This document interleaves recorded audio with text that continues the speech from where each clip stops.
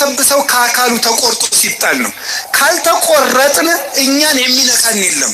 ህዋሱ ቤተክርስቲያን አካሉ ናት። ክርስቶስ ራስ ነው። እኛ ደግሞ እቺ ጣት ናት። እቺ ጣት ምስጥ የሚበላት ተቆርጣ ስትወርቅ ነው።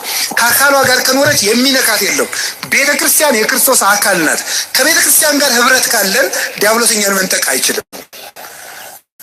እየጸበሉ አብዶ ስለዚህ ያስተላለፉት መልእክት ትክክል ነው። ከክርስቶስ አካልነት ካልተለየን ማለት ነው። በአጠቃላይ የቤተክርስቲያን አካል ከሆነን ዲያብሎስ አይነካንም ነው አባታችን እያሉ ያሉት። አዎ ትክክል ነው። ግን ይሄ ሁሉ ህዝብ ወደ ባዕድ አምልኮ የሄደውና እየሞተ ያለው ከክርስቶስ አካልነት ስለተለየ ነው። እኛም ከአካሉ አትለዩ፣ የተለያችሁም ተመለሱ ነው እያልን ያለ ነው። ሲጮህና ያለ እነዚህ የእግዚአብሔር ፍጡራን ምን ሆነው ነው? በየጸበሉ ብዙ ሰዎች ሲጮህና ያለን ያለው ምናልባት ያልሰማችሁት ካላችሁ አሉ። እጃቸውን በደም የነከሩ ጠንቋይ ቤት ሄደው መርዝ ቀምመው እህቶቻቸውን ወንድሞቻቸውን ያሳበዱ። ትክክል ነው። በጣም ብዙ በቤተ ክርስቲያን ውስጥ የሚታመን ብዙ ነገር አለ። እሱ ምንድነው? ድብትርና እንደማይጠቅም ነው። ይሄ ስር መርከጠል በጣሽነቱ ሙሉ በሙሉ እንደማይጠቅም ነው ያምናሉ፣ ያውቃሉ። ግን መድረክ ላይ 40 ደቂቃ ቆሞ የሚያስተምሩበት መድረክ ላይ ብቻ አይደለም መሆን ያለበት።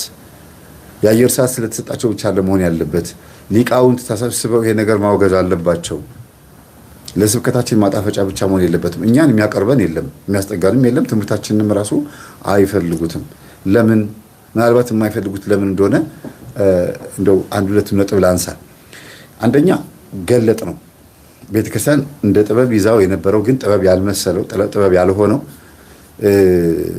በውስጥ የሚያልጎመጉሙበት ጥበብ እንዳልሆነ እያወቁ ሸፋፍኖት ያስቀመጡትን ነገር ገልጠን አሰጣነው። ግለጡት ስለሚል ክርስቶስ ወቁበት፣ ግለጡበት፣ ንቁበት ስለሚል አንድ። ሁለተኛ ነገር ደግሞ የማይገለጥ የተከደነ የማይታይ የተሰወረ የለም፣ ሁሉ ነገር ወደ ግልጥ ይመጣል ብሎ ስለተናገረ በእኛ ላይ አድሮ ገለጠው። ግን ይሄ የተገለጠውን ነገር ደግሞ እኛ በመግለጣችን አባቶችን እንደምንሳደብ ወይም በእኛ በኩል ስላለፈ ብቻ ለምን በእናንተ በኩል አለፈ እኛ ሳናወግዘው ለምን ቀደማችሁን አይነት ነገር ይመስላል። ለዚህ ነው የማይወዱት ትምህርታችን። ሁለተኛ ነገር ደግሞ የተዋረሱት መንፈስ በአጠቃላይ እነዚህ አስማት ድግምት የሚያደርጉ አሁን መምህራችን እንደተናገረው በሰው ላይ አዚም የሚያደርጉ ክፉ ነገር የሚያደርጉ ሰዎች የተዋረሱት መንፈስ በራሱ ከባድ ነው። እንዴት ነው እኛን ሊወደን የሚችለው? ሰዎቹ አይደሉም፣ መንፈሱ ና ሀቤ ወይም ና ወደኔ ተብሎ ተጠርቶ ና ተዋረሰኝ፣ አብረን እገብርልሃለሁ፣ አብረን እንስራ፣ ዲል እናደርግ ምናምን ብሎ ነፍሱን ሸጦም ብሎ ብዙ ነገር አድርጎ የተዋረሰው መንፈስ እንዴት ነው እኔን ሊወደኝ የሚችለው? አይደለ? በፍጹም ሊወደኝ አይችልም። ስለዚህ በአንድም በሌላ መንገድ እኔና መንፈሱ አንዋደድም ብቻ ሳይሆን እነሱም ደግሞ እኛን ባዩን ቁጥር ይገላምጡናል፣ በአይናቸው አንስተው ያፈርጡናል። ልክ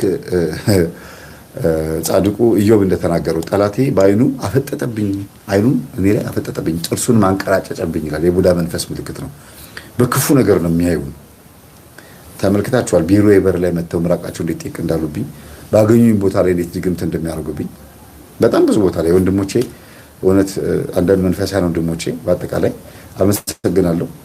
መገናኛ አለፍ ብሎ ላምበረት ሀሪ አካባቢ ላይ የዛሬ ስንት ጊዜ ነው ኦሬዲ ወራት አልፎት አመት ሊሆነው ነው ደብድበውኛል። ደብተራዎች ማን ስለሆንክ አንተ ወንድማችን ያሳሰርከው እስር ቤት ያሳሰርኩትን ደብተራ ምን እንዳደረገ እንኳን አላወቁም። እኔ ስላሳሰርኩት ብቻ ጥበበኛው ቤተሰብ አሰርክብን ብለው ቀጠቀጡኝ። ግን ምንም ማለት አይደለም፣ ነገርኳቸው። ያደረገውን ግን አውቃቸዋል ብዬ አልኳቸው። በቤታቸው ድረስ ሄጄ ነው በፖሊስ እኔ እንትን ያሉኝ ሰዎች ቪዲዮ መረጃ ሳይቼ እነሱ በትንሽ ጊዜ እንዲቀጡ ያደረኳቸው፣ እንዲታሰሩቸው። ያም ሆኖ የሰራውን ስራ በቪዲዮ ሲያዩ ደነገጡ። ከነሱ መካከልም ችግር አለ። ምን አይነት ችግር አለ? አንዳንዶቹ ዝም ብለው በጅምላ ጥበብ ነው ብለው ይከተላሉ። አንዳንዶቹ ደግሞ በደንብ ያውቃሉ። አንዱ ካሳየኋቸው ውስጥ አንዱ ደግ አደረገ እንኳን አረጋለኝ። አንዱ ደግሞ እንዲህ ያለ ጥንቆላ እየሰራ ነው፣ የሰው ሚስት እያማገጠ ነው፣ እያፈዘዘ እያደረዘ ይቅርታ አድርግልን መምህር ብለው ይሄዱም አሉ። ከነዛው ከታሰሩት ውስጥ ማለት ነውና ዝም ብለው በቃ ቤተክርስቲያን ውስጥ የሚነገረውን ነገር ብቻ ይሰማሉ። እነ መምህር ተስፋዬ እነ መምህር ግርማ እንዲህ ናቸው ተብሎ ይነገራል። ያንን በማይክሮፎን የሰማውን ህዝቡም አንድ ላይ ይቀበለዋል። ከዛ ግን እውነት ይሁን ውሸት ይሁን ሳያጣራ በጅምላ ይጠላናል፣ በጅምላ ይጨፈጭፋል ማለት ነው። ስራቸውን ስለምንገልጥባቸው ነው። እና በየጸበሉ የሚጮሁት እውነት ከደጅ የበላቸው ቡዳ ብቻ አይደለም፣ ከውስጥም ቡዳ አለ። አገልጋይ አይን ላይ ቡዳ አለ። የእውነት በጣም ብዙ ቦታ ላይ እኔ በድፍረት ነው ይሄን የምናገረው። በድፍረት አንዳንድ አገልጋዮች ላይ ከባድ መንፈስ አለ። የገዛ ልጆቻቸውን ቀርጥፈው በልተው የገዛ ልጆቻቸውን እነሱ በተዋረሱት መንፈስ የገዛ ልጆቻቸውን በተዋረሱት መንፈስ ሽባ አድርገው መልሰው ደግሞ ህብረተሰቡ እንደዛ የሚያደርጉ አሉ። እንደገናም ግፍም ነው የህዝቡ ግፍም በቤቱ ይመጣበታል። ሰው ላይ ያደረገው ነገር ሽባ ለማድረግ ሰውን ለመጉዳት የሄደበት ርቀት ልክ ትዳር ይዞ ልጅ ሲወልድ ጤነኛ ልጅ ሊሰጥህ ልክ እንደዛ ነው የምታስበው። ስለዚህ አንተም ቤት ውስጥም ታያዋለህ ማለት ነው። የእጅህን ስራ ታያዋለህ። እና መምህር የተናገረው ነገር አዎ እነዚህ አይነት ክፉ ሰዎች አሉ።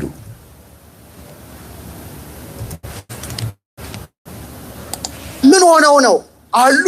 እጃቸውን በደም የነከሩ። አዎ እጃቸውን በደም የነከሩ ምን ማለት ነው?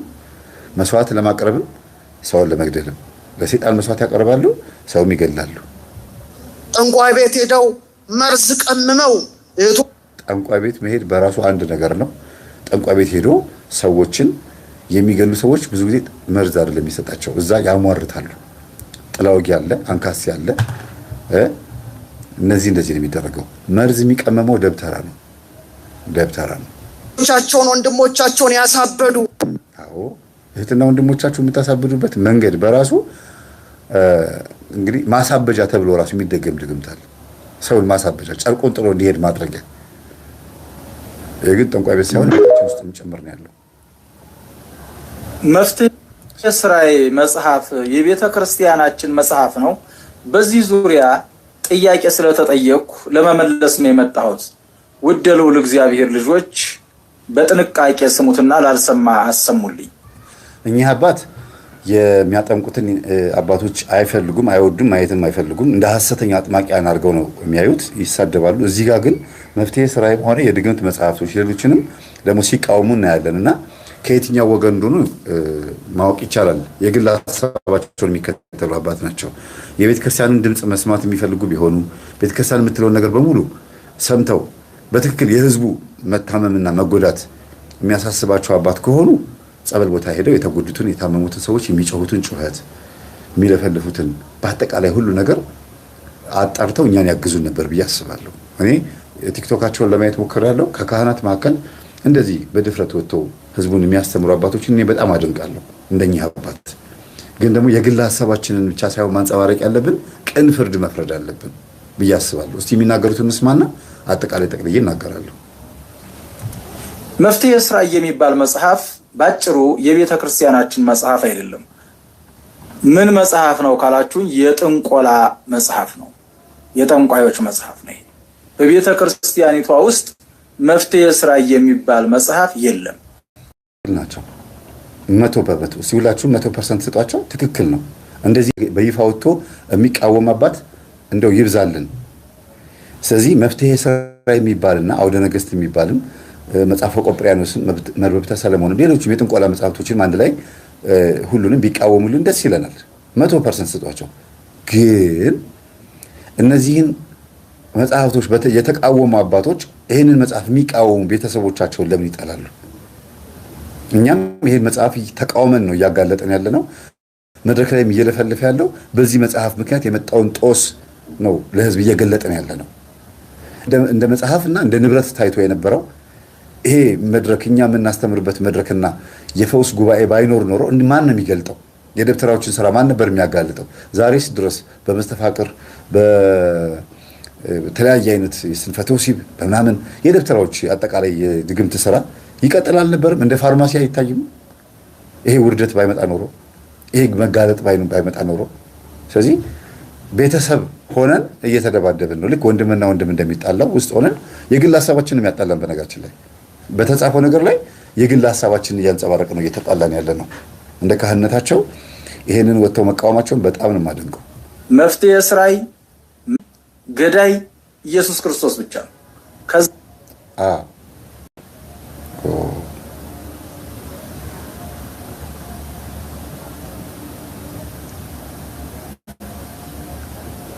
ውጭ ሌላ መድኃኒትም የለም። ከኢየሱስ ክርስቶስ ውጭ ሌላ መድኃኒት የለም። አዎ ኢየሱስ ክርስቶስ መድኃኒታችን ነው፣ ጥበባችን ነው፣ ራሱ ጥበብ ነው። ጥበበኛ ነው ሳይሆን የሚባለው ጥበብ ነው። ሌላ መድኃኒት የለም። ትክክል ነው። 100% እያጸደቃችሁ ሂዱ። ሌላ አዳኝም የለም፣ ሌላ ገዳይም የለም። ምክንያት ሊፈጠር ይችላል እንጂ አዳኝም ገዳይም እግዚአብሔር ብቻ ነው። አሁን እዚህ ጋር ነው ሌላ ምክንያት ሊፈጠር ይችላል እንጂ ማለት ገዳይ የምትለውን ቃላት ስለተናገሩ ነው። እንግዲህ አባታችን እንግዲህ የሚገድል እግዚአብሔር ቢሆንም ከእግዚአብሔር እጅ የወጡት ግን ኦልሬዲ መጀመሪያውኑ ለሞት ተላልፈው ስለተሰጡ በስጋ በዚህ ምድር ላይ ሲንቀሳቀሱ ዲያብሎስ አግኝቶ ሊገላቸው ይችላል። ሰው ሶስት አይነት አገዳደል ይሞታል። አንደኛ እግዚአብሔር ራሱ ይገለዋል። ሁለተኛ ነገር ደግሞ በነፃ ፈቃዱ ራሱን ሊያጠፋ ይችላል። ዲያብሎስም ደግሞ ሊገል ይችላል። መኖር እየፈለገ ግን የትኛውን ኑሮ ነው እንግዲህ መኖር ሊገል ይችላል። መስዋዕት እያቀረበለት እንኳን የሚሞት ሰውም አለ። ለዲያብሎስ መስዋዕት እያቀረበ እንኳን ለምን በቃ አብሮት ስላለ በፈለገው ሰዓት ይወስደዋል። እነዚህ ሶስት አይነት የመሞቻ መንገዶች ወይም አሟሟቶች በሰው ልጅ ላይ የመጡበት ምንም አይነት ጋሬጣ ቢሆኑም ሰው ግን ከመሞት መሰንበት ብሎ ዲያብሎስን የተጠጋ ይመስላል። አሁን ባለንበት ሰዓት ከመሞት መሰንበት ምን ማለት ነው? በምን እንደሚሰነብተው መሞቱ አይቀርም፣ ግን መሰንበትን ፈልጓል። አይቀርለትም እኮ ሄዶ መሞቱ አይቀርም። እዚህ ጋር የሚሞት እዛ ጋር የሚሞት ዞሮ ያገኘዋል፣ ግን መሰንበትን ይፈልጋል። ለመሰንበት ግን እግዚአብሔርን አይፈልገውም። የሚገርማችሁ እግዚአብሔር ሊገለኝ ይችላል፣ ሰይጣንም ሊገለኝ ይችላል፣ ራሴን ላጠፋ እችላለሁ፣ ግን እስቲ ሰንብት ብሎ ሀብት ለማግኘት ንብረት ለማግኘት ላለመሞት፣ ላለመራብ፣ ላለመጠማት ብሎ በአቋራጭ ለመክበር ሰይጣናትን ይዋሃዳል። ራሱ ላይ በደንብ አድርጎ ያዋህደዋል። ይሄ ተዋርሶ የሚባለው ነገር ይቀበላል። ስለዚህ መፍትሄ ስራይ ያለ ተዋርሶ በፍጹም አይሰራም። ይሄ ደግሞ ራሳቸው ተናግረውታል ደብተሮቹ። ለዚህ ነው መፍትሄ ስራይ የሚጠቀሙት የሚደግሙት ሰዎች የሚሆንላቸው የሚሰምርላቸው በተዋርሶ ውስጥ ሲሆኑ ብቻ ነው ተብሎ የሚነገረው። አዳኝ ማን ነው? ኢየሱስ ክርስቶስ ነው። አዎ ለሐዋርያትም ደግሞ የማዳን ስልጣን ሰጥቷቸዋል። የማዳን ስልጣን ሲሰጣቸው ደግሞ እስከ ዓለም ፍጻሜ ድረስ ከእናንተ ጋር ነኝ ብሏል። ማቴዎስ 28:19 ላይ ከእናንተ ጋር ነኝ፣ ሂዱ ህዝቡን ሁሉ እያጠመቃችሁ በአብ በወልድ በመንፈስ ቅዱስ ማጥምቁና ደቀ መዛሙርት ያድርጓቸው አለ። እስከ ፍጻሜው ዘመን ከእናንተ ጋር ነኝ ሲል ጴጥሮስ አሁን የለም፣ ግን የጴጥሮስ ክህነት አሁን አለ። ልክ እንደ አባታችን እዚህ ጋር እንደምታዩቸው ክህነታቸው የጴጥሮስ ክህነት ነው። ዛሬም ላይ ደግሞ አጋንንትን የሚያስወጡት አባቶች ያኔ ሐዋርያት ያስወጡት እንደነበረው ነው። አጭበርባሪ ሊኖር ይችላል በዛው በቅጠላ ቅጠሉ በድግምቱ፣ ግን ከኑግ የተገኘ ሰሊጥ አብረህ ተወቀጥ አይነት ነገር ነው አሁን እየመጣ ያለው። የትኛውን ተቃውመን የትኛውን እንደምንደግፍ ግራ እስኪያጋባ ድረስ ማለት ነው። ስለዚህ በደንብ አድርጎ መርምሮ አይቶ ቤተክርስቲያን የምንወዳት ከሆነ ገብቶ በደንብ አድርጎ አይቶ መርምሮ እነዚህ ሰዎች እየተቃወሙ ያሉት ይሄን ነው፣ ምናልባት አሰራር አካሄድ ላይ ችግር ሊኖር ይችላል እንጂ ይሄ ነገር ተቃውሞ መቃወማቸው ትክክል ነው ብሎ ተስማምቶ አንድ ሆነን በቤተ ክህነትም በሲኖዶሱም በምኑም አነጋገሩበት የሚወያዩበት ነገር የለም። እስካሁን የተዘጋጀ ነገር የለም። አይገርማችሁ? ሁሉም ትኩሳት ነው የሚለቀው። በቃ የአንዱ ራስ ምታት አንደኛው ላይ ይጋባበታል። እና አባታችን የግል ሀሳባቸውን እያንጸባረቁ ነው። የሚገድል ማን ነው? የሚገድል ማን ነው? እግዚአብሔርም ይገድላል። እግዚአብሔር ግን አትሞትም ካለ ማንም አይገልህም ነው ጉዳዩ። አትሞትም ካለህ ነው እንጂ ማንም የማይገልህ። እግዚአብሔር የተዋት ነፍስ በምድር ላይ ዝም ብላ ልትንከራተት ትችላለች፣ ግን የሆነ ሰዓት ትሞታለች። ሁሉም ስጋ የለበሰ በሙሉ ይሞታል። ክርስቶስም እንኳን ስጋ ለብሶ ሞቷል። ድንግል ማርያም ማንም ሰው አልቀረለትም። ግን ዲያብሎስ በእጁ ያስገባቸው ፍጥረታት አሉ። መቃቢያን 3ን ያንብቡ አባታችን። መቃቢያን 3 ከምዕራፍ 1 እስከ ምዕራፍ 3 ድረስ ሲነበብ ዲያብሎስ በደንብ አድርጎ የራሱን ትውልዶች እንዴት እንደቀረጸ ያሳያል። እኔ ልጆቼን አውቃቸዋለሁ፣ በዚህ ቋንቋ አናግራቸዋለሁ፣ ድምፄን አሰማቸዋለሁ፣ እነሱም ይሰሙኛል፣ ከእግዚአብሔር ስርዓትና ከሕጉ የወጡትን ለአንተ ሰጥቻለሁ ብሎኛል ነው የሚለው ዲያብሎስ። ለአንተ ሰጥቻለሁ ቃል በቃል እኮ ነው። ያንተ ናቸው ተብያለሁ። እግዚአብሔርን እኮ ነው እንደዚህ አናገርኩት የሚለው እኮ ዲያብሎስ እኮ ነው ኢንተርቪው የተደረገው በዛ መጽሐፍ ላይ። ይገርማል በጣም። እና በዚህ ልክ ለሞት ደግሞ የታጩ ሰዎች አሉ። ኦልሬዲ በሱ ቁጥጥር ውስጥ ስለሆኑ ማለት ነው። ከሱ መውጣት የሚችሉ ከሆነ ይወጣሉ። ልክ ከሳኦል ብኩርናን ካልተቀበለው ከሳኦል ዘር ውስጥ ኢዮብ እንደተገኘ ሁሉ የተባረከ ልክ እንደዚህ ሁሉ ደግሞ ከቃየል ዘሮች ከሚባሉትም ደግሞ ንስሐ ገብተው የሚመለሱ ሰዎችም እንዳሉ ሁሉ አሁንም በዚህ ዘመን ባዕድ አምልኮ ከሚያመልኩ ጠንቋይ ቤት ከሚጠነቁሉ ብዙ አይነት ኮተት ውስጥ ካሉ ሰዎች መካከልም እግዚአብሔር የሚፈልጋት ነፍስ ትኖራለች። ያቺን ነፍስ ስለፈለጋት ብቻ ለሚያወጣት ያቺ ነፍስ እግዚአብሔር ስትፈልገውም ነው የሚያወጣት። እኔ ከዚህ መውጣት አለብኝ፣ ጥሩ አይደለም፣ ሰይጣን መካድ አለበት፣ እኔ እዚህ ውስጥ መገኘት የለብኝም ብላ ያቺ ነፍስ ስታስብ እግዚአብሔር በዛ ሰዓት ይሰማታል። እንደጠፋው ልጅ ብዙ ጠንቋይ ቤት እኔ ያጋጠመኝ ነገር አላችሁ። እኔ የጠንቋይ ቡና ፊ ነኝ ይላሉ። እኔ እዛ ካድማለሁ፣ ብዙ ነገር እንደዚህ አገለግላለሁ ይሉኛል። ደውለው እኮ እንዴት ነው ግን የምወጣው? ስወጣ አይገለኝም ወይ ይላሉ። ትምህርቱን እንኳን አምነውበታል፣ ግን መሞትን ነው የማይፈሩት። ማን ነው የማይወዱት? ከመሞት መሰንበት ብለው እዛ ያለውን የጥንቆላ መስዋዕት እየበሉ ግን ይደውላሉ፣ ያወሩኛል። ውጡና ከሞታችሁም ለክርስቶስ ሙቱ። ሰማዕትነት ማለት ይሄ ነው እላቸዋለሁ። ሲወጡ ኖርማል ናቸው። ጸበል ሲገቡ ምንም በቃ ከመጮህ ውጭ ሌላ የሚያመጣው ነገር የለም። ይሄ ቀሽም ስንት ዓመት አንበረከከኝ ይላሉ። እዛ ሆነው ግን በነፍሳቸው እሳቱን እያራገቡ ቡና እየቆሉ ቡና እያንቃረሩ ምን እያሉ ሴቶቹ እኮ ናቸው። ምን ብለው ያስባሉ? እግዚአብሔር ሆይ ቤት ጥራኝ ይላሉ በነፍሳቸው። ታዲያችን ባሰብንባት ሳምንት ውስጥ እንዴት አይነት በሽታ እንደሚያጋጥመን አለ። ዲያብሎስም ደግሞ ልባቸውን ስለሚያነብ እግዚአብሔርም ልባቸውን ያነባል፣ ዲያብሎስም ልባቸውን ያነባል። ግን የማን ያሸንፋል? የእግዚአብሔር። እንዴት? ጸበል መተው ድነዋላ። እዛው ፍንግል ብለው አይሞቱም። እግዚአብሔርን በነፍሳቸው አስበው የከሰሩ የሉም። በነፍሳቸው ነው ያልኩት። ዝም ብለው ባፋቸው እኔ በቃ ቤተ ክርስቲያን ሄዳለሁ፣ ቻው በቃ እኔ ጥንቆላ አልፈልግም አይልም። እዛው ጥንቆላ ቤት ውስጥ ሆኖ ግን በነፍሱ እግዚአብሔርን ይመኛል። ህመም ሊያጋጥመው ይችላል። ለምን ልብህ ወደዛ ሸፈተ? ውጣልኝ ከዚህ ሊለው ይችላል። ጠንቋዩ ሊቀጣው ይችላል። ብዙ ሊያንበረክከው ወይ ሊገለው ሊሞክር ይችላል። ግን እግዚአብሔርን በነፍሱ ያሳፈ ሰው እንደጠፋው ልጅ ወደ ቤቱ ሲመለስ በባዶ እጁ ሊመለሳት ይችላል ይሆናል እንጂ አይከስርም። በጣቱ ቀለበት መግባቱ አይቀርም። ለእግሩም ጫማ አድርጉለት፣ ገላውንም ልብሱ ቀይሩለት፣ ገላው የሚታጠብ እንደገና ደግሞ ፍሪዳውን እረዱ። ልጄ ጠፍቶ ነበር ተመልሷል፣ እባካችሁን እስቲ መሰንቆ ምቱ፣ እስቲ ደስ ይበለን ማለቱ አይቀርም። እግዚአብሔር ይሄ ነገር ይደረግለታል። ለምን? በነፍሱ እዛ ሆኖ የአባቴ ቤት እኮ ልጆች የአባቴ ቤት ባሪያዎች አለ ደህና ምግብ እየበሉ ነው። እዚህ አሰር እበላለሁ፣ ወይም ደግሞ አሰር ማለት ገለባ ማለት ነው። የእሪያ ምግብ እበላለሁ፣ ሊያውም ገብሱን ሳይሆን ገለባው።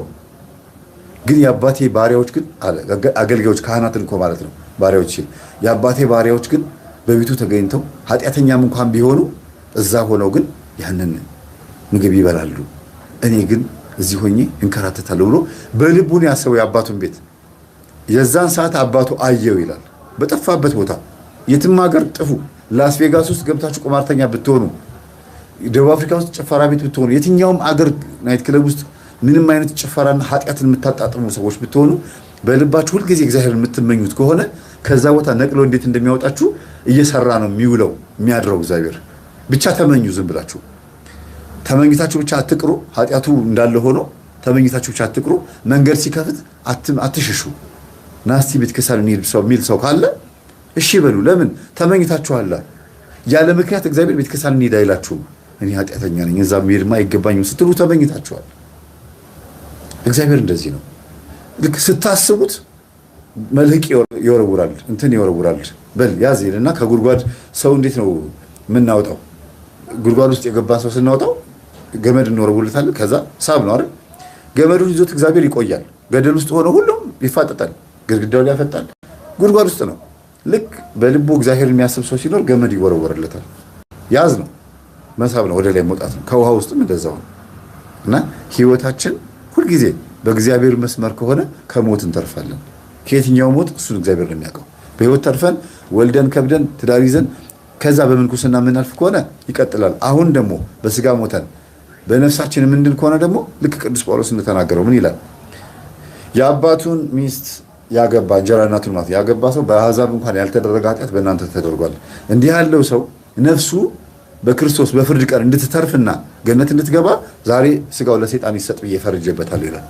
ጸበልተኛ ይሁን፣ ስጋው ይንከራተት፣ በየጸበሉ እየተንከራተተ ክርስቶስን ያገኘው ማለት ነው። ስጋው ለሰይጣን ይሰጥ ሲባል ምን ማለት ነው? ይሙትም ሰይጣን መጥቶ ይቅጨው ነው አይደለም። ሰይጣንን ለማባረር ለማስወጣት በሚንከራተተው በሚዞረው ውስጥ ብዙ ወንጌል ይማራል፣ ብዙ ነገር ያለ ቶሎ መንፈስ የማያወጣልንም ለዛ ነው። ነፍሱ እንድትድን ነው የሚለው። ነፍሱ እንድትድን በክርስቶስ በፍርድ ቀን እንድትድን እዚህ ጋር ስጋው ለሰይጣን ይሰጥ ብያለሁ ይላል ቅዱስ ጳውሎስ። ይሄን ግን እኔ ያልኩ ደግሞ ይላል። ይሄን መንፈስ ቅዱስ አለ ይላል ደግሞ እና እግዚአብሔር ይመስገን እኛ አባት የሚናገሩት ነገር ትክክል ነው። እስካሁን ድረስ በከፊል የእኛን ትምህርት የሚቃወሙ ቢሆኑም ግን ይሄንን በመቃወም ደግሞ እኛም እንደግፋቸዋለን። እኛም አንድ ነን፣ አባትነታቸውን እንፈልጋለን። በእንደዚህ አይነት ነገር ደግሞ አባቶች እንዲበዙ እንፈልጋለን። አውደ ነገሥቱን፣ የጥንቆላ መጽሐፍቱን ቤተክርስቲያን የማትፈቅዳቸው መጽሐፍቶች የሚቃወሙ አባቶች ይብዙ። ስለዚህ አድማጬ ወይም ደግሞ ተከታታዬ ወንድሁን ሴት አልገባኝም፣ ነፍስ አባቴ መፍትሔ ሥራዬ መጽሐፍ ልድገምልሽ እያሉኝ ነው። ቤተ ክርስቲያን ሂጄ ልጠመቅ ስላቸው እሱ ትክክል አይደለም እያሉኝ ነው። ስለዚህ ነፍስ አባት ስትይዙ አንደኛ በቤተ ክርስቲያኒቷ ውስጥ የተመሰከረላቸውን ቀዳሾቹን፣ አወዳሾቹን እዛው ቤተ ክርስቲያን ውስጥ አገልጋይ የሆኑትን ያዙ። በየመንገዱ ላይ የምታነሷቸው ሰዎች እንዲህ አይነት ሰዎች ስለሚሆኑ ከቤተ ክርስቲያን ጥምቀት ይልቁኑ የራሳቸውን የጥንቆላ ጥምቀት ከፍ አድርገው የሚያሳዩ ይሆናሉ ማለት ነው። ይሄኛው ምናልባት ጠምጥመው ሊሆን ይችላል፣ መስቀል ይዘው ሊሆን ይችላል፣ ወይም ቆብ አድርገው ሊሆን ይችላል፣ ቀሚስ ለብሰው ይችላል፣ መስቀል አድርገው ሊሆን ይችላል እንጂ የቤተ ክርስቲያናችን ካህን ናቸው ለማለት ደፍሬ መናገር አልሞክርም። ምክንያቱም በተጨማሪ ደግሞ ምን አሉኝ አለች፣ የብር ቀለበት አምጪና በዛ ላይ ላድርግልሽ አሉኝ። በብር ቀለበት ምንድነው የሚሰራው? እኔ እኮ ግራ የሚገባኝ ነገር ምንድነው ይሄ? ይሄ የጠንቋይ ስራ ነው፣ ጥንቁልና ነው ይሄ። በብር ቀለበት የሚደገም፣ በነጭ ዶሮ የሚደገም፣ በምን የሚደገም የሚባል ነገር ይሄ የጠንቋዮች ስራ ነው። ይሄ ሁሉ አያስፈልግም። በቃ አንድ ሰው ከታመመ ካህናትን ወደ ቤቱ ይጥራ ነው የሚለው ያዕቆብ አይደለ? ወደ ቤቱ ይጠራል ካህናቶቹን። የቅባ ቅዱስ ላይ ጸልየው ወይም ጸበል ላይ ውሃ ላይ ጸልየው ከዛ በኋላ ምን ያደርጋል? ይቀቡታል ወይም ያጠምቁታል፣ ይፈወሳል ነው እንጂ ይሄ መፍትሔ ሥራ የሚባለው መጽሐፍ ቁጥሩ ከየት ነው ከተባለ በጳውሎስ ጊዜ ከሐዋርያት ሥራ 19 ላይ በጣም በርካታ መጻሕፍቶቻቸውን እያመጡ ያቃጥሉ ነበር ጠንቋዮቹ ይላል። የሐዋርያት ሥራ ምዕራፍ 19 ቁጥር 19 ማለት ነው። እንደውም ዋጋው ራሱ ከ50 ሺህ ብር በላይ የሆነ መጽሐፍ ነው በዛን ወቅት በነበረው ብር የተቃጠለው ማለት ነው። እንግዲህ የኛው መፍትሔ ሥራ ያኔ ሳይቃጠል የቀረው ነው ማለት ነው። ሳይቃጠል የቀረው ነገር ግን በግራ እጃቸው ይህንን መፍትሔ ሥራ ይዘው በቀኝ እጃቸው ደግሞ መስቀል ይዘው የሚያሟሩትና የሚያጭበረብሩ ሰዎች አይኖሩም ብዬ መናገር አልፈልግም። ሊኖሩ ይችላሉ። በቤተ ክርስቲያናችን ስም ቤተ ክርስቲያናችንን የሚያሰድቡ ጠንቋዮች ሊኖሩ ይችላሉ። ነገር ግን ምዕመናን ከእንዲህ አይነት ሰዎች ራሳችሁን ጠብቁ። አሁን እሳቸው ለስለስ አድርገው ለምዕመናን በሚመጥን መልኩ ነው የሚናገሩት እንጂ ሊኖሩ ይችላሉ አሉ እንጂ እንዳሉ ያውቃሉ። በስነ ስርዓቱ በአብነት ትምህርት ውስጥ የሚደረገውን ያውቃሉ። በእያንዳንዱ እንቅስቃሴ ላይ ማለት ነው። በእያንዳንዱ እንቅስቃሴ ላይ ያለችዋን ችግር ሁሉ ያውቃሉ። ግልጥ አድርጎ መናገር ስለሚፈሩ ነው፣ ወይም አይፈልጉ ነው። ባይፈሩ እንኳን አይፈልጉም። ግን አንድ ነገር እንደው ሳልናገር ማለት ቤተክርስቲያን በዚህ ጉዳይ ላይ በይፋ ለምንድን ነው ታወግዘው ነው? አሁን ደግሜ እናገራለሁ። አባቶች ብቻ እየወጡ ለምን በየራሳቸው ሐሳብ ይናገራሉ? እኛም ለምን በዚህ ነገር ሁልጊዜ ጉንጭ አልፋ የሆነ ጭቅጭቅ ውስጥ እንገባለን? ሁሌ ለምንድን ነው እኛ ይሄንን እየተቃወምን እንደሆነ እየታወቀ ይሄንን መፍትሔ ሥራ ይሄንን ድግምት የሆነ መጽሐፍ እየተቃወምን እንደሆነ እየታወቀ ለምን እንደ ደብተራ እንቆጠራለን? ወይም ደግሞ እንደ ስርማሽ ቅጠል በጣሽ ወይም ደግሞ አጋንንትን እንደሚጎትቱ እንደ ጠንቋይ ለምን እንቆጠራለን? ማን ነው ጠንቋዩ ነው? አሁን እኛ አባት ይሄንን በተናገሩበት አንደበታቸው እውነት በትክክል ጥምቀት የሚሰጥበት ቦታ ላይ በቤተ ክርስቲያን ሄደው ቁጭ ብለው አጋንንት ሲለፈልፍ እኔ መርጌታ ሀገሬ ደብተራ ሀገሬ ነኝ እኔ ደብተራ መንፈስ ነኝ ሲል አልሰሙ? እኔ ከጠንቋይ ነው የመጣሁት እኔ እንደዚህ ነኝ ሲል አልሰሙ? ይሄ የሚለፈልፈው ማን ነው? እሳቸው የሚያገለግሉበት ደብር ላይ ወይም እሳቸው ጸበል እየረጩ ያለ ሰይጣን ቢጮህ ቢለፈልፍ እኔ እንደዚህ ያረኳት ህይወቷ እንደዚህ ያረኳት እንደዚህ አድርጌ አሰቃይቼ በቤት ውስጥ እንደዚህ ተቀብሬ ያለው ቢል ና በላሳይ ና ጠቁም መቼ ነው ያረካት መቼ ነው ያስካት አይሉት? እኛ አባት ይሄንን አገልግሎት ለምን ነው የሚነቅፉት ነው ያለ ነው። እኛ አንድ አባት አስታውሳለሁ በዚሁ በሳሪስ ከመገናኛ ወደ ሳሪስ መስመር አንድ ቤተ ክርስቲያን የሚያገለግሉት እየሰሙኝ እንደሆነ አውቃለሁ። ዛሬ ተግባብተናል ከኛ አባት ጋር። ለምን የተግባባ ነው? በደንብ አድርጌ ቁጭ አድርጌ ስለነገርኳቸው ነው። ምስኪን ናቸው፣ በጣም መልካም አባት ናቸው። ልክ እንደዚህኛው አይነት አባት ናቸውና ምንድነው በጣም ነው የሚቃወሙን። ንስሐ ልጆቻቸውን ከኛ ትምህርት ለማሸሽ ብዙ ጥረት አደረጉ። ግን እሳቸውን የመጀመሪያ ደብተራ መስለው የነበረ ለምን ነው የሚያሻሿቸው ብዬ በኋላ አይደለም ዝም ብሎ እንደዚሁ በእንትን ነው በስሜታዊነት ነው ሲባል ስለሰሙ ሰባኪያን ማይክሮፎን ጨብጠው እነ መምህር ግርማ እንደዚህ የሚባሉ እንደዚህ በዩቲዩብ እያስተማሩ እንደዚህ ቪዲዮ እየቀረጹ ምናምን ብለው ሲናገሩ ሰምተው ነው በስማ በለው ነው። አንድ ቀን ቪዲዮን ገብተው አይተው ያውቁ። የኔ አባት አልኳቸው እንደው ባኮትን እንደው የእውነትን ብሎት እግዚአብሔር አንድ ቀን ያስተምሮት እግዚአብሔር በራስዎት ልጆች ያስተምሮት በሚያውቁት አጠገቦት በሆነ ሰው ያስተምሮት አልኳቸው። ማን አንተ አሉኝ። እንደ እኔ ልጆቹ መምህር ነኝ የእርሶ ንስሐ ልጆች እንዲቆርቡ እርሶ ጋር እየመጡ በየጊዜው መቆረብ እንፈልጋለን ይሎታል አይደል? እኔ ነኝ እኮ ማስተምራቸው አልኳቸው። እና በጣም ተናደዱ። ያንተን ትምህርት እያዳመጡ ነው እንዴ? ላለማመን እኮ ነው ላለማመን ላለመቀበል ብለው ያለ ጊዜያቸው እንዲቆርቡ ገና በአፍላ እድሜያቸው በወጣትነታቸው ወደ እሳት የምትማግዷቸው እናንተ ናችሁ እንዴ አላሉኝም እንዴ?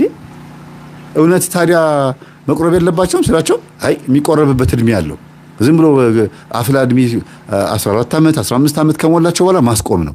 እሺ ከዛ ሳልኳቸው እንደው በቃ ልክ ጓደኛ ሲይዙ ጮኛ ሲይዙ ምናምን የዛን ሰዓት መተው ንስሐ አባት ከተነጋግረው ሲያገቡ ነው የሚቆርቡት አሉኝ። በመሃል ያለው እድሜ ሳልኳቸው እኛ በሀገራችን እንዳለ ነገር የለም አሉኝ።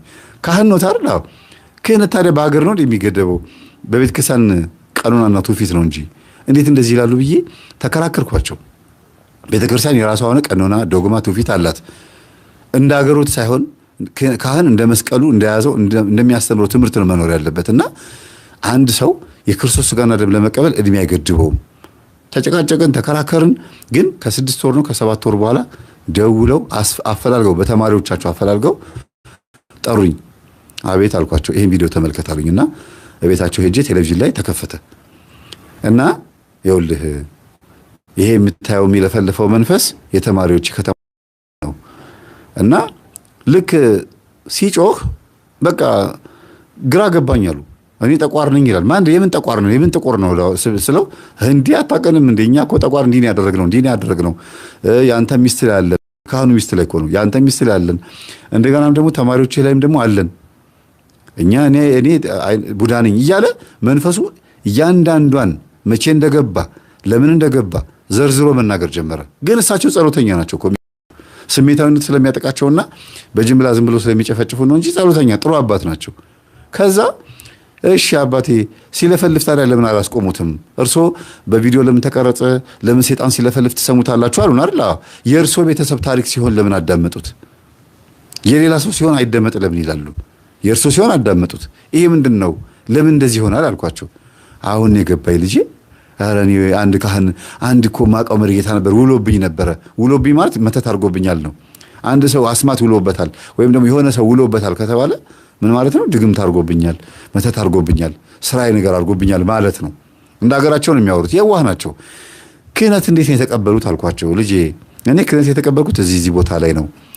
ያቺ መማር የሚገባንን ነገር ተምረን ብቻ ነው ክህነት የተቀበልነው። ሌላ የቴዎሎጂ የምናምን የሃይማኖት ትምህርት ምናምን አልተማርንም። አትፍረድብኝ አሉ። ከዛ እውነቴን ነው የምላችሁ መማር ያለባቸው ነገር እንዲማሩ መጽሐፍ ሰጥቻቸው ቴዎሎጂ እንዲማሩ አሁን ቴዎሎጂ ገብተዋል። ዘንድሮ እየተማሩ ነው ቴዎሎጂ። እኛ አባት የ2ኛ ዓመት ተማሪ ናቸው። እንግዲህ ካህኑ ቴዎሎጂ ገብተው እንዲማሩ ምክንያት የሆናቸው ምንድነው? ይሄ መንፈስ መለፍለፍ ነው። እንዴት ቢባል ምንም መረጃ የላቸውም። ምንም በዚህ ጉዳይ ምንም መረጃ የላቸውም። አውደ ነገሥቱንም መፍትሄ ስራዩንም ምኑንም በስማ በለው ነው የሚያውቁት። አብነት ትምህርት ቤት ተምረው አልኳቸው። አዎ የት የተማሩት? እንደዚህ ግን ቤቴ እየመጣ ነበር የሚያስተምረኝ እንጂ እዛው አብነት ትምህርት ቤት ገብቼ አይደለም። ለማስቀጸል ምንድነው የሚባል ለመፈተን ነው ለመፈተሽ ምን ያህል ለሸመደድኩኝ ለመታየት ነው እሄድ የነበርኩት ብለው እኛ አባት ተናገሩ። እሄድ የነበርኩት ለመፈተሽ ብቻ ነው። ከዛስ በቃ ድቁናን ጨረስኩ ነቴን ጨረስኩኝ። ሌላ ማውቀው ነገር የለም። ማስማቱ ድግምቱን አላውቀውም። የጨዋ ቤተሰብ ነው ያሳደገኛሉ። ትክክል ናቸው። እንዲህ አይነት ቤተሰብ ካሳደጋቸው ይሄን ድግምቱን ላያውቁት ይችላሉ።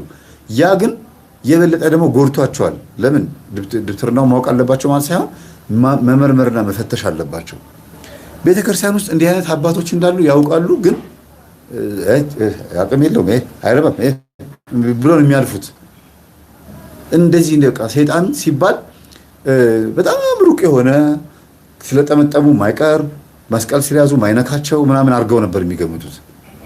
ጸበል ተጠምቀው በስርዓቱ እንደ ምእመን ቆባቸውን አውልቀው በትህትና ገብተው እንደ ምእመን ተጠምቀው የዋለባቸውን ወይም መተት ያደረገባቸውን ደብተራ መንፈስ ሸኝተው ቆባቸው መልሰው አድርገው አሁን ቴዎሎጂ ሁለተኛ ዓመት ተማሪ ናቸው፣ እየተማሩ ነው።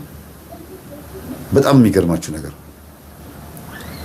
ስለዚህ ምንድነው እያልኩ ያለሁት እኛ አባት እኛ የምናስተምረውን ትምህርት ሲነቅፉ የነበሩት በየዋህነትም ጭምር ነው።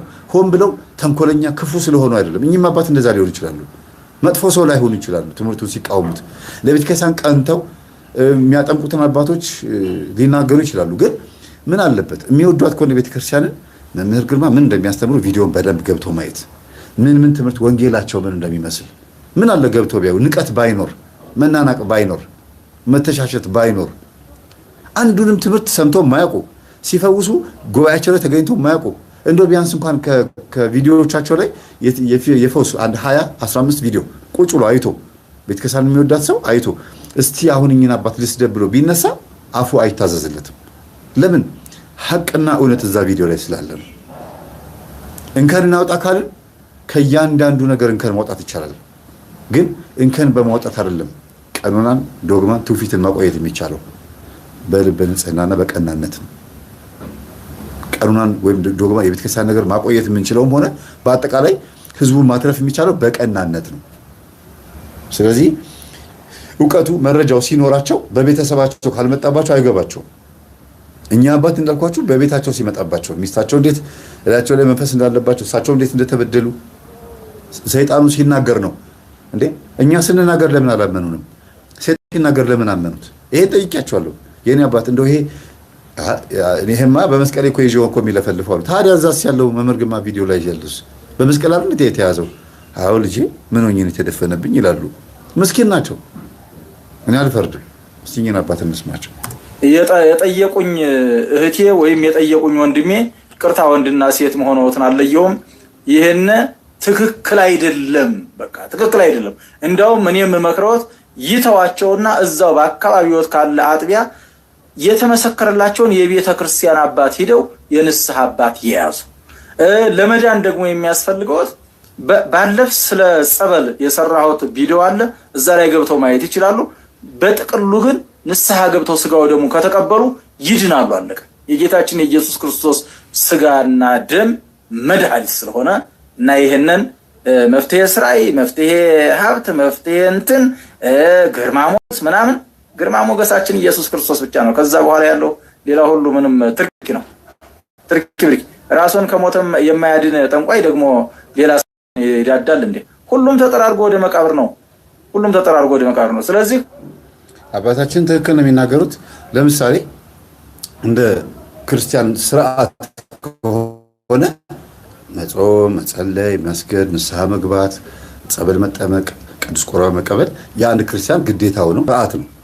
ይሄን አድርጎ መንፈስ ካልወጣለት ይሄንን ነው ያን ያለው ይሄን ሁሉ መንገድ ተከትሎ እላዩ ላይ ያለው አጋንንት ካልሄደለት ወይም ችግሩ ካልተወገደለትስ ነው ያን ያለ ነው። ይሄን አድርጎ ችግሩ ሊወገድ ይገባል ከሆነ እንደንት ነው ወይ ሰው ወይ ደግሞ ቅዱስ ቁርባን ወይም ደግሞ የመንፈሳዊ ማቴሪያሎች ማሽን ነው ማለት ነው። ከሁለት አንዳችን ማሽን ነን። ልክ ቁልፍ ከተን ስንከፍተው መከፈት አለበት። ካልተከፈተስ ብሎ ደግሞ ማሰብ ያስፈልጋል። ቁልፉ ተጣሟል አይደል? ወይ ቁልፉ ተጣሟል ወይ ደግሞ የሆነ በዛ በኩል በውስጠኛው በኩል ደግሞ ሌላ ቁልፍ ተሰክቷል። በሁለቱም በኩል አንድ በር እንደዚህ ሆኖ በዚህም በኩል በሁለቱም በኩል ቁልፍ ከተሰካ በሩ ላይ ከፈት ይችላል። አንዱ ቁልፍ መነቀል አለበት። ለምሳሌ ወደ ቤታችሁ ስትመጡ ቁልፍ ከታችሁ እንዲህ ስትጎረጉሩ ከውስጥ በኩል አልከፈት ካላችሁ ከውስጥ በኩል ቁልፍ ተሰክቷል። ደውለ እኔ አሁን እንደዚህ አጋጥመኛል። ደውዬ ቁልፉን ከውስጥ ንቀይ ውላታለሁ ቤት ውስጥ። ከዛ ቁልፉን ሲነግሩልኝ እኔ መክፈት እችላለሁ ወይ ደግሞ እነሱ ይከፍቱልኛል። ሁለት ቁልፍ ገብቶ በር አይከፈትም።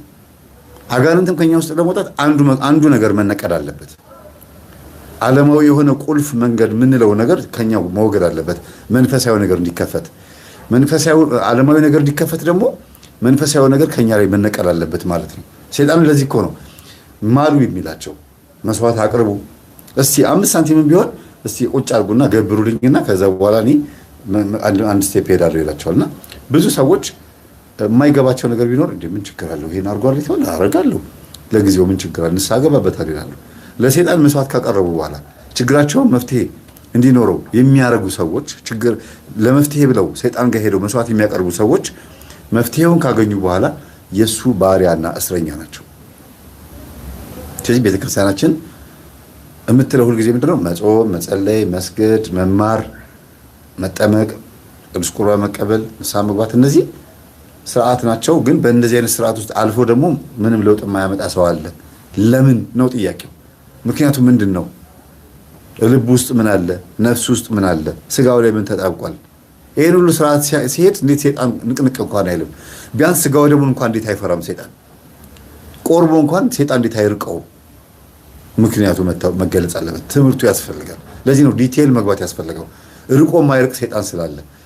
ይሁዳ ምንድን ነው የሆነው? ሐሙስ ማታ ይሁዳም ከጌታ እጅ ቅዱስ ቁርባኑን ከተቀበለ በኋላ ሰይጣን ገባበት ነው የሚለው አይደል? ሰይጣን ገባ። አስቡት፣ ቅዱስ ቁርባን ሲቀበል ሰይጣን ይገባበታል።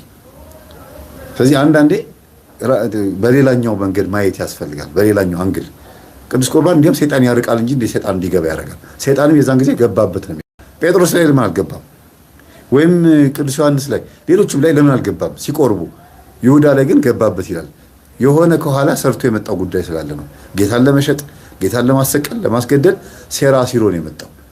ስለዚህ የሆነ ያልጸዳ ነገር በልባችን ውስጥ እያለ ቅዱስ ቁርባኑ ሕይወትም አይሆነንም፣ ጭራሽ መቅሰፍትንም የሚሆንብን አጋንንት እንዲያውም ይጠራል። ሰይጣን የዛን ሰዓት ምን ይላል? እንዴ የኔው ሰራዊት ሆነው እንዲህ ያለ ክፋት ኖሮት ንስሐ ሳይገባ ይሄንን ቅዱስ ቁርባን ከተቀበለማ ገባበታል ብሎ ገባበት ይላል። ስለዚህ ቅዱስ ቁርባኑ ይቺ የምንቀበላት ቅዱስ ቁርባኗ ባፋችን ስትገባ በእምነትም ጭምር ነው ኃይል የሚሆነው። እምነትም ስላለ ነው። ራሱ ቅዱስ ቁርባኑ ብቻውን አይደለም፣ በራሱ መለኮት ነው። መለኮት የተዋሃደው ነው። አማናዊ ነው። መታሰቢያ ብቻ አይደለም። እንደ ስንዴና ወይን ብቻ አይደለም። የክርስቶስ ስጋና ደም አማናዊ ነው። ግን ህይወት የሚሆነን በእምነትም ጭምር ነው። ካልሆነ ግን እንደሚሉት አባቶች ከኛ ተነጥቆ ለበቁትና ለተሰውሩት አባቶች ህይወት እንዲሆናቸው ይሰጣቸዋል። እኛ ዝም ብለን የተቀበልነው ማለት ነው። እንዲያውም እዳ ይሆንብናል። ሳይገባውና ሳይገባው እንደሚቀበለው አይነት ሰው ማለት ነው። ስለዚህ የሰው ልጅ በአሁኑ ሰዓት ሃይማኖተኛ ሆኖ ማተባ አስሮ ነጠላ ለብሶ እየተጠመቀ ምን እንደው አይደለም ርቀው ያሉት ቀርበው እንኳን አልቻሉትም ሰይጣን። ለምን ሲባል የሆነች ጎደሎ። ለዚህ ነው ትምህርቱ ያስፈልገው። የሆነ ጎደሎ ነገር አለ፣ መስተካከል የሚገባው ነገር አለ። እንኳን ርቀው ያሉት ቀርቶ ቀርበው ያሉት ሰዎች ራሱ ተቸግረዋል ነው እያልን ያለ ነው። እንዲህ አይነት የክርስትና ህይወት አኗኗር ስለሌለ መፍትሔ እስራኤል የሚባለው መጽሐፍ የጥንቆላ መጽሐፍ እንጂ የሃይማኖት መጽሐፍ አይደለም። ከገድላትም ከድርሳናትም ቁጥር የለውም። ትክክል። አሁንም ደግሜ እናገራለሁ። ለዚህ ነው መፍትሔ እኛ መድኃኒት ያላገኘ ነው። እነዚህ መጽሐፍቶች እንደ አንድ ገድልና እንደ አንድ ጥበብ ስለምናያቸው ነው ድህነትን ቶሎ ማናገኘው። በዚህ በኩል ጸበል ይኬዳል፣ በዛ በኩል ጽዋ ይጠጣሉ፣ በዛ በኩል ደግሞ ደብተራ ጋር ይኬዳል በአቋራጭ ለመክበር። ልጆች ጎበዝ በትምህርት ጎበዝ እንዲሆኑ አብሾ እያጠጡ እዚህ ጋር ደግሞ ታቦት ደግሞ መጥተው ያነግሳሉ፣ እዛ ጋር ደግሞ ስትሄዱ ደግሞ ዝክር ያዘክራሉ። ስለዚህ የሆነ የተደበላለቀ የበለዓም አይነት አካሄድ ነው የምንሄደው። በለዓም የሚባል ዘሁልቅ ላይ ታውቁታላችሁ አይደል? በለዓም እንግዲህ ነብይም ነው እንደገናም ጠንቋይም ነው። ሁለት አይነት ነገር ነው። የተደባለቀበት ሰው ነው። ያሟርታል፣ ይረግማል። በአንድ በኩል ደግሞ የእግዚአብሔርንም ድምፅ ለመስማት ይሞክራል። እግዚአብሔርንም ደግሞ እፈራለሁ ይላል። እንዲህ አይነት ናቸው። ያገለግላሉ፣ ይጠመጥማሉ፣ ቤተክርስቲያን ይመጣሉ። ከዛ በጥበብ እናምናለን ይላሉ። ጥበብ የሚሉት ይሄን ጠባብነታቸውን ነው። ከዛ ደግሞ በተው ደግሞ ቤተክርስቲያን ለመቀደስ ለህዝቡን ለማስተማር መስቀል ጨብጠው ለማሳለም ይሞክራሉ። በለዓም አሁን በአካል ባይኖርም በተግባሩ ግን በጣም ብዙ የሚመስሉ ሰዎች አሉ። እርገምልኝ ሲባል ነው መጨረሻ ለእግዚአብሔር ሲያናግረው አይ መርገም አልችልም አለ። ባላቅ የዚህ ሰዓት ተናደደ ነው የሚለው። ንጉሱ ባላቅ የሞዓብ ንጉስ ነበር ይላል። ሞዓብ ማለት ደግሞ ከሎጥ ከልጆቹ የተወለደ ነው።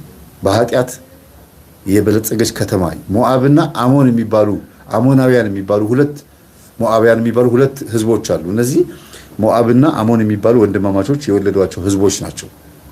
አስተውሉ፣ በደንብ አስተውሉ ቤተሰቦቼ። የሎጥ ሴቶች ሁለት ሴቶች ልጆቹ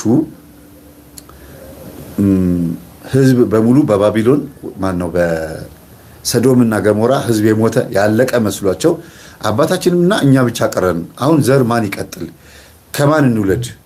ያለን አማራጭ አባታችንን ተገናኝተ ነው ከሱ ልጆች መውለድ አለብን ብለው የገዛ ልጆቹ የሎጥ ልጆች ወይን ጠጅ አጠጥተውት አስክረውት ከአባታቸው ጋር ተኙ። ትልቋ ልጅ የሎጥ የመጀመሪያ ሴት ልጁ ማለት ነው ተገናኘችውና ከዛስ ወንድ ልጅ ወለደች። እሱንም አሞን አለች ማነው ሞዓብ አለችው።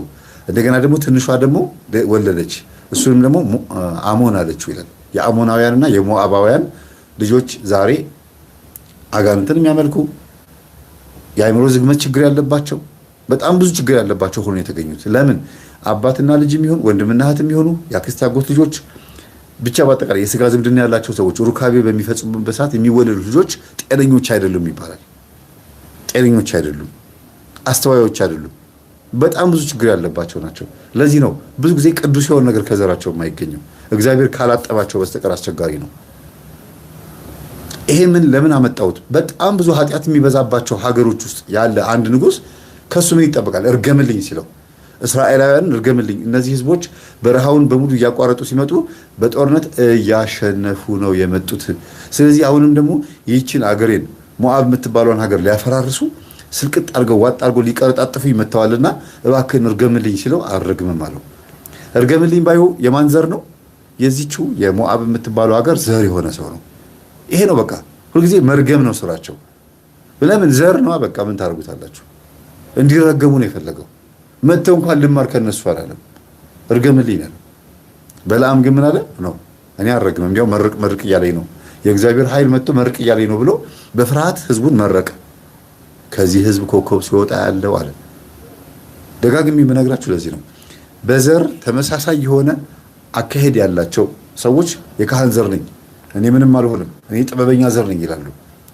ወደኋላ ሲታይ ግን እኛ አባት እንደተናገሩት መጽሐፉ በዋጋ ቢተመን እንኳን 50,000 ብር የሚሸጥ የጥንቆላ መጽሐፍ ሆነ። የሐዋርያት ሥራ ምዕራፍ 19 ላይ እንግዲህ አስቡት። አስማትና ድግምት ይሰሩ የነበሩ ሰዎች መጽሐፋቸውን አቃጠሉ። ብዙ መጽሐፍ ተቃጠለ ይላል። የአንዱ መጽሐፍ ዋጋ 50,000 ብር ቢገመት እንኳን ዛሬ ላይ ደግሞ አስቡት። ያኔ 50,000 ብር ከሆነ ዛሬ ላይ በሚሊዮን የሚቆጠር ብር ነው ማለት። ያን መጽሐፍ ጥንቆላ መጽሐፍ እኮ ነው። እና በዚህ ልክ እንግዲህ ንብረታችን ነው የኛ ነው ብለው ወደ ነገስትን መፍትሄ ስራይን ከትበው በብራና ጽፈው ቤታቸው ያስቀመጡ በጣም ብዙ የካህን ዘር ነኝ የሚሉ የተቀላቀለባቸው የበለዓም አካሄድ የሚሄዱ አሉ። የበለዓም አካሄድ የሚሄዱ የበለዓም አካሄድ መሄድ ማለት ነው ክህነትን ማን ነው ነብይነትን ከሟርተኝነት ከጥንቆላ ጋር አብሮ ማስኬድ ማለት ነው። እግዚአብሔር ይገስጸው።